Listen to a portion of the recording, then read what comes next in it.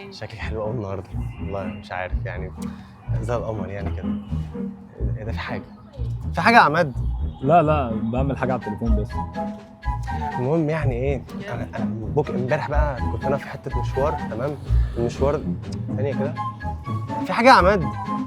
حاجه ايه يا ابني؟ انا بلعب في التليفون قدامك، انا عملت مش عارف، حاسك كده في هوا سخن جاي من لا هنا. كمل كلامك كمل. عادي يعني؟ تمام. طب وصلنا؟ مش عارفه.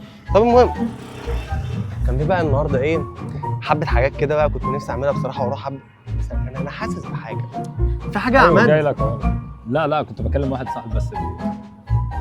كمل. انا مش مطمن لك. لا كمل كلامك. انا مش جايبك معايا عشان تذلني. لا حبيبي كمل. المهم يعني انت كان في سؤال كنت عايز تساله لي. انت اللي كنت عايز تسالني السؤال، انا كنت انت قايل عليه امبارح.